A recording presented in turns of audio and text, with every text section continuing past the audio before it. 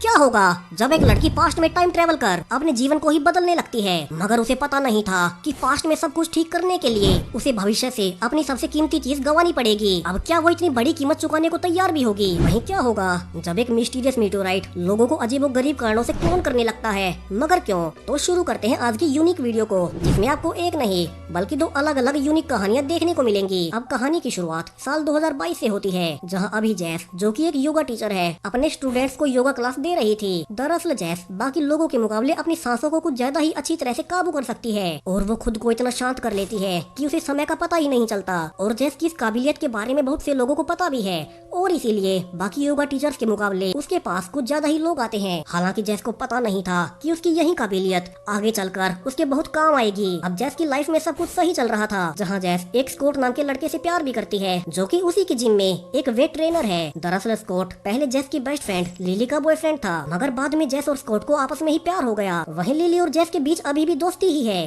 क्योंकि लिली समझ चुकी थी कि स्कॉट और जैस एक दूसरे के लिए ही बने हैं। अब पूरे दिन के काम निपटाने के बाद जैस घर वापस आती है, जहां आज स्कॉट इतने सालों के रिलेशनशिप के बाद फाइनली जैस को शादी के लिए प्रपोज करने वाला है। वहीं जैस तो वैसे भी उससे बहुत प्यार करती ही थी, मगर वो उसे रिंग दिखा पाता उसके पहले ही उन्हें घर के पीछे से किसी की आवाज आती है। अब यहाँ से स्कॉट जैस को वहीं बेडरूम में रहने का कहकर देखने जाता है कि उनके घर से आवाज किसकी आ रही है, मगर जब उसे गए कुछ मिनट हुए ही थे तो जैस को अचानक से एक गोली चलने की आवाज आती है, जिससे कि जैस अब काफी डर चुकी थी और वो घबराते हुए देखने भागती है कि क्या हुआ है। मगर अब वो देख पाती है कि उसके सामने एक चोर है, जो कि शायद से उनके घर चोरी करने आया था, मगर अब उसने गलती से स्कॉट को ही गोली मार दी है और स्कॉट अब उसके सामने ही दम तोड़ देता है। अब जैसे ये सब देख सन रह गई थी और उसे कुछ भी समझ नहीं आ रहा था। वहीं चोर उसे कहे जा रहा था कि अब वो उसे भी जिंदा नहीं छोड़ सकता, वरना वो फंस जाएगा, और ये कहकर अब वो जैस को भी गोली मार देता है। मगर अब उसे गोली लगते ही वो पाती है कि वो किसी प्रकार के इल्यूजन में है, जैसे उसकी चेतना स्पेस टाइम में घूम रही हो।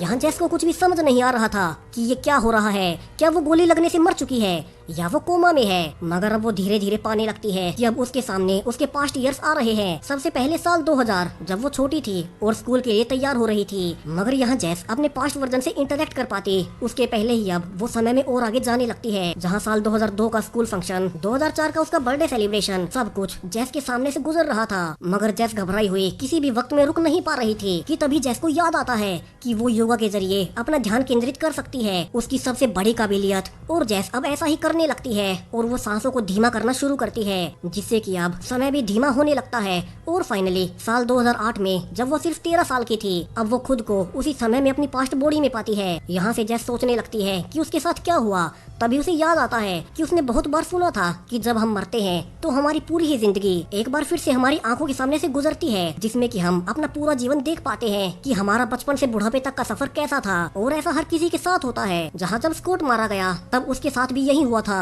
और जैस को गोली लगते ही उसके साथ भी यही हुआ। मगर चूंकि वो खुद पर काबू रख सकती थी, तो वो अभी से टाइम ट्रेवल कर साल 2008 में आ गई है, जहाँ वो सिर्फ 13 साल की थी, जहाँ वो समझने की कोशिश कर रही थी कि उसे क्या करना चाहिए, कि तभी उसे छोटा स्कॉट दिखाई देता है, जो कि इस वक्त में उसका क्लासमेट था, जिसे कि देख अब जैस को आइडिया आता है कि क्यों न वो अपने पास्ट में ही ऐसे इवेंट्स बदल दे जिससे कि उसका भविष्य ही बदल जाए। मगर इसके लिए जैस को सबसे बड़ी कुर्बानी देनी होगी और जैस अब काफी सोचने के बाद स्कॉट और खुद के लिए ये सेक्रीफाइस देने को तैयार थी। और यहाँ से वो सीधा स्कॉट के पास जाती है और उसे कहती है कि आज के बाद से स्कॉट को उससे दूर रहना होगा, चाहे कुछ भी हो जाए, जिससे कि वे कभी मिले ही ना और ना ही भविष्य में वे एक साथ रहें, जिससे कि वो चोर कभी उन्हें जान से मारेगा ही नहीं।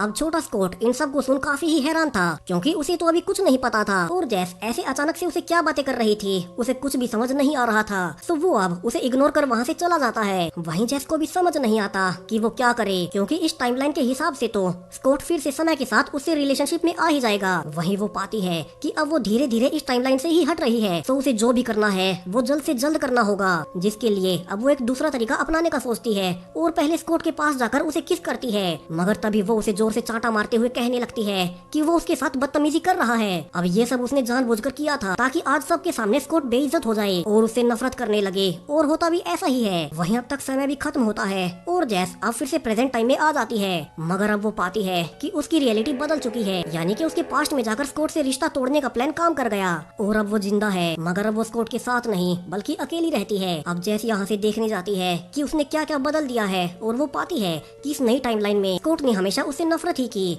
और दोनों कभी कभी भी रिलेशनशिप में आई ही नहीं। वहीं जैसी ये भी पाती है कि स्कॉट ने अब इस नई टाइमलाइन में उसकी बेस्ट फ्रेंड लिली से ही शादी कर ली है, जिनका कि अब एक बेबी भी है। यहाँ जेस ने खुद को और स्कॉट को बचा तो लिया, मगर अपने प्यार की कीमत पर, क्योंकि स्कॉट अब उसका कभी नहीं हो पाएगा। वहीं स्कॉट तो अब जेस को गुस्से में देखता है, क्योंकि जो जेस ने उसके साथ बचपन में किया था वो उसे आज तक भी भुला नहीं पाया है और उसे आज तक भी जैसे काफी ज्यादा नफरत है। मगर जैस अब समझ चुकी थी कि अब उसका स्कॉट को भूलकर आगे बढ़ जाना ही बेहतर होगा, तो वो अब यहाँ से कहीं बाहर जाकर एक नई जिंदगी शुरू करने का फैसला करती है। और इसी होपफुल एंडिंग के साथ ये कहानी अब यहीं खत्म हो जाती है। मगर हमारी दूसरी कहानी इतनी होपफुल नहीं बल्कि काफी ज्यादा भयानक होने वाली है। वो कैसे, चलिए जानते हैं। इस कहानी की शुरुआत जैक और सैली से होती है, जो कि अपने एक पेट डॉग जैक्सन के साथ रहते हैं और आज भी हमेशा की तरह दोनों खाना बना रहे थे। वहीं जैक्सन खेल रहा था, मगर उन्हें अंदाजा तक नहीं था कि आज उनके साथ वो होने वाला है जो कि उन्होंने सपने में भी नहीं सोचा था। जहाँ जैक्सन खिड़की से देखता है कि बाहर स्पेस से एक मीटियोराइट आकर गिरा है, जिससे कि वहाँ एक बड़ा ही अजीब सा गड्ढा बना है। तो जैक्सन उसे देखने लगता है कि ये क्या है, मगर तभी वहाँ गड्ढे में एक अजीब सी ग्लिच होती है जो कि जैक और सैली को भी महसूस होती है और वे पाते हैं कि जैक्सन अब उस गड्ढे में नहीं है और दोनों यहाँ से जैक्सन का नाम चिल्लाने लगते हैं कि वो कहाँ चला गया। मगर तभी उन्हें छत पर जैक्सन दिखाई देता है। वहीं दोनों सोच रहे थे कि जैक्सन अचानक से छत पर कैसे पहुँचा, कि तभी जो वे आगे देख पाते हैं वो तो काफी ही अजीब था। अब छत पर एक नहीं बल्कि दो जैक्सन थे, वे भी बिल्कुल एक जैसे, इतने सेम कि उनमें से पता ही नहीं चल पा रहा था कि असली कौन है और कौन उसका क्लोन है। अब दोनों समझ जाते हैं कि ये सब इस अजीब से गड्ढे की वजह से हुआ है। तो जैक अब अपना एक जूता उस गड्ढे में रखता है और देखने लगता है कि क्या वो इसकी भी कॉपी बनाता है, मगर जूते के साथ ऐसा कुछ नहीं होता।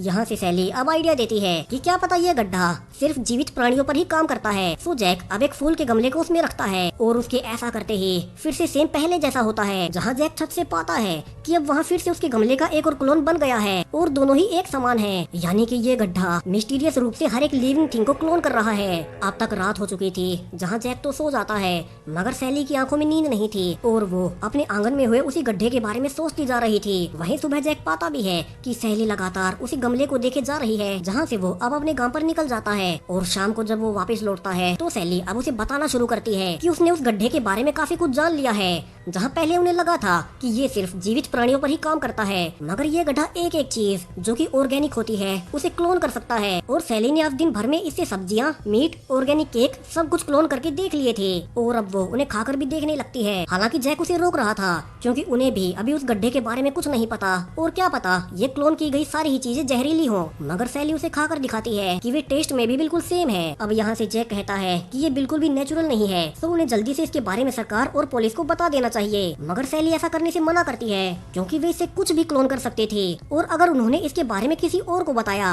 तो फिर वो उनके पास नहीं रहेगा। अब यहाँ से जैक को ये सब सही नहीं लगता, मगर सैली तो जैसे उस गड्ढे के पीछे पागल हो चुकी थी। जहाँ अब रात को जब दोनों सो रहे थे तभी जैक की आँख किसी आवाज से खुलती है, तो वो सैली को वहीं सोता छोड़ अब देखने जाता है कि वहाँ क्या है। और यहाँ वो अब ये देख हैरान रह जाता है कि यहाँ एक और सैली थी, यानी कि दिन में जब वो काम पर था तब सैली ने उस गड्ढे से खुद का भी क्लोन बना लिया। जहाँ से जैक अब डर जाता है कि उनमें से असली कौन है और वो पास्ट इवेंट्स के बारे में पूछने लगता है, जो कि सिर्फ असली सैली को ही याद हो सकती थी। मगर सरप्राइजिंगली दोनों ही सैली सब कुछ जानती थी और अब दोनों ही जैक को सब कुछ सच सच बताने लगती है, यानी कि वो गड्ढा न सिर्फ किसी को भी फिजिकली क्लोन करता है बल्कि उसने तो यहाँ सैली की मेमोरीज तक को कॉपी कर लिया, यानी कि दोनों सैलीज में कोई फर्क नहीं था। वहीं जैक काफी गुस्से में था, क्योंकि सैली को ऐसा नहीं करना चाहिए था, मगर अब वो कुछ कर भी नहीं सकता।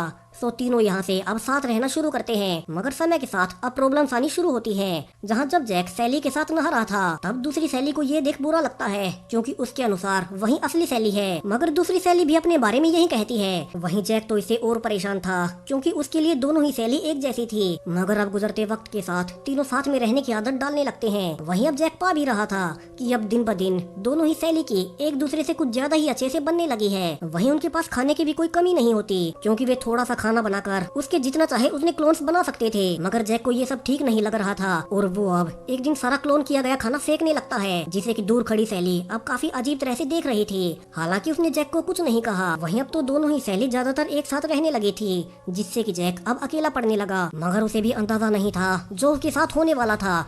और एक दिन जब वो स्टूल पर खड़ा होकर सीलिंग ठीक कर ही रहा था तो पीछे से अब एक सैली आकर उसके सिर पर वार कर उसे जान से मार देती है। वहीं दूसरी सैली ने भी ये देख लिया था मगर वो भी कुछ नहीं कहती क्योंकि जैक उन दोनों से अलग सोचता था और अब तो उन्हें एक दूसरे की ही कंपनी अच्छी लगने लगी थी और यहाँ से दोनों साथ में रहने लगती है। मगर एक दिन जब सैली गमले को देखती है तो पाती है कि एक पौधा मुरझा गया है और यहाँ से कहानी का सबसे बड़ा ट्विस्ट आता है। दरअसल एक रियलिटी में एक ही जैसी दो लिविंग चीजें कभी एग्जिस्ट कर ही नहीं सकती और चूंकि ये गड्ढा सब कुछ एग्जैक्टली सेम क्लोनिंग करता है तो रियलिटी ने ओरिजिनल लिविंग को ही हटाना शुरू कर दिया, यानी कि ओरिजिनल पौधा मुरझा गया और क्लोन किया गया पौधा अब इस रियलिटी में रह गया। यहाँ से सैली समझ चुकी थी कि उसके साथ भी यही होने वाला है। वहीं उसने तो अपने पति जैक को भी जान से मार दिया था, तो अब उसे उसका भी पछतावा हो रहा था क्योंकि अगर वो उसकी बात मान लेती तो ऐसा कुछ नहीं होता। और अब यहाँ से एक एक करके सारी ओरिजिनल चीजें मरने लगती हैं, वो पौधा, फिर पेट डॉग जैक्सन और आखिर में सैली, जहाँ से अब इस रियलिटी में सिर्फ क्लोन की गई चीजें ही जिंदा बची थी। और इसी शॉकिंग एंडिंग के साथ ये कहानी अब यहीं खत्म हो जाती है। सो दोनों कहानियों में से आपको कौन सी कहानी ज्यादा पसंद आई कमेंट्स में बताएं और क्या मुझे ऐसे ही और भी वीडियोस बनानी चाहिए